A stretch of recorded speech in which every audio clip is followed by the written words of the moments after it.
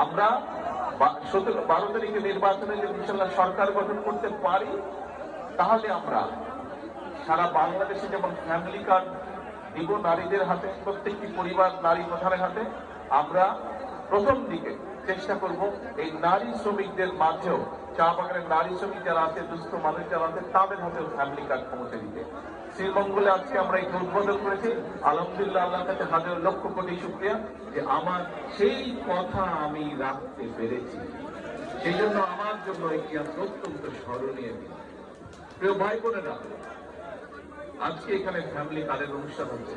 এই যে আপনাদের সামনে দেখছেন অনেক মা বোন বসে আছে, 150 মতো মা বোন বসে আছেন, তাদেরকে আমরা আজকে ফ্যামিলি কার্ড দিয়েছি। এই ফ্যামিলি কার্ডের বাইরেও আপনারা দেখেছেন মঞ্চে কিছু মানুষ এসেছিল, তাদের মধ্যে কিছু দুস্থ মানুষ ছিল যাদেরকে ঘর অত্যন্ত দুস্থ, যাদের ঘর বাড়ি নেই, ঘর নির্মাণের জন্য 2 লক্ষ টাকা তাদেরকে দেওয়া হয়েছে। আপনারা দেখেছেন কিছু স্টুডেন্ট এসেছিল, একদম খেটে খাওয়া মানুষের ঘরের সন্তান তারা, তাদের অনেক সময় পড়ালেখার বই খাতা কিনতে বা পড়ালেখা চালাতে কষ্ট হয়।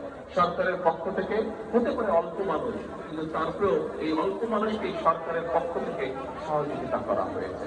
আপনারা দেখেছেন কিছু গরিব মানুষ এসেছিল এখানে আমার সামনে, তাদেরকে চিকিৎসার জন্য সহযোগিতা করা হয়েছে।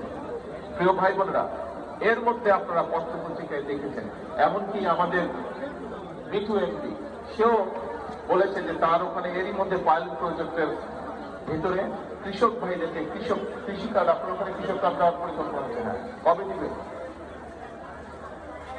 ওই দিনে একই সাথে হয়েছে। আচ্ছা, তার ওখানে কৃষক কার্ড দেওয়া হয়েছে। এখন বিষয়টা কি, এর সাথে আরো বিষয় আছে। এর মধ্যে আপনারা নিশ্চয়ই দেখেছেন, পত্রপত্রিকা আপনারা দেখেছেন যে আমরা বলেছিলাম শুধু কৃষকদের, বাচ্চারা যখন স্কুলে যেত কি সুন্দর কাপড় চোপড় পরে যেত, কিন্তু আমার দেশের অধিকাংশ প্রাইমারি স্কুলে, বিশেষ করে যে প্রাইমারি স্কুলে গ্রামে-গঞ্জে বাচ্চারা কাপড় চোপড়গুলো ছিঁড়ে গেছে, স্কুলে যাচ্ছে। আমরা বলেছিলাম যে আমরা যদি সরকার গঠন করতে পারি ইনশাল্লাহ, আমরা প্রাইমারি স্কুলের বাচ্চাদেরকে নতুন এক জোড়া কাপড় দেবো। শুধু কাপড় দিব না, তারা যদি বই খাতাগুলোর সাথে সুন্দর নিতে পারে, সুন্দর একটা ব্যাগও তাদেরকে দিব। এটাও ইনশাল্লাহ আমরা এই জুলাই মাস থেকে শুরু করবো এই পথ।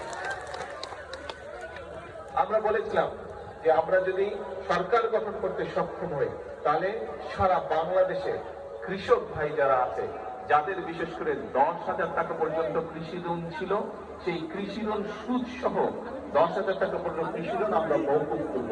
সরকার গঠনের পরে 1 সপ্তাহের ভিতরে আমরা সারা বাংলাদেশে 10,000 টাকা পর্যন্ত কৃষকদের প্রায় 12